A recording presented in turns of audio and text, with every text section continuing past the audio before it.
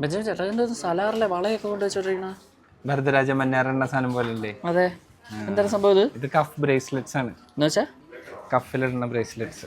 Cough bracelet, ഛേ, കയ്യിലിടുന്ന bracelet. പക്ഷെ നല്ല രസമല്ലേ? വളയല്ലേ ഇത്?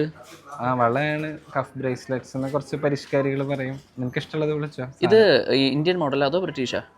ഇത് പുറത്തത്തെ ഡിസൈനാ. ഇത് ഇമ്പോർട്ടഡ് സംഭവമാണ്.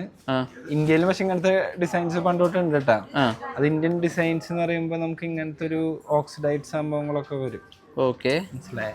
ഇപ്പൊ ഈ കാണിക്കുന്ന വീഡിയോസിലുള്ള ഒരു കുറച്ച് 5-6 പീസ് വെച്ചാൽ എനിക്കിഷ്ടമുള്ള പ്രൊഡക്റ്റ് ഞാൻ കാണിച്ചിട്ടുണ്ടെന്ന് മാത്രം. പക്ഷെ നമുക്ക് ഇതിന്റെ ഒരു ഏകദേശം ഒരു 1000-900-900 ഡിസൈൻസ് തന്നെ ഉണ്ട് ഈ കഫ് ബ്രേസ്ലെറ്റ്സിൽ. നമ്മുടെ ഇതാകുമ്പോ ഒരെണ്ണം ഇട്ടാ മതി അല്ലേ? എല്ലാം കൂടെ വലിച്ചു നമുക്ക് കുറച്ച് ട്രെൻഡി ആയിട്ടുള്ള ഡ്രസ്സ് ഇട്ട് പോകണം. അപ്പൊ ഈ സംഭവം ഇടാം. അതുപോലെ ഇപ്പൊ തന്നെ സാരി ഇടണം. പകരം നമുക്ക് ഒറ്റ ജ്വല്ലറി സ്റ്റൈലിംഗ് ഇത് വെറുതെ ഇട്ട് കഴിഞ്ഞാൽ ഒരു ഭംഗിയാവും. ഇതൊരു സ്റ്റേറ്റ്മെന്റ് പീസ് പോലെ ഇടാം.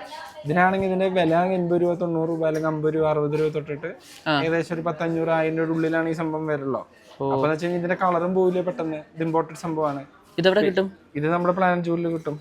സ്റ്റൈൽ പ്ലസിൽ. സ്റ്റൈൽ പ്ലസിൽ. കൊള്ളാം കേട്ടോ, നൈസ്.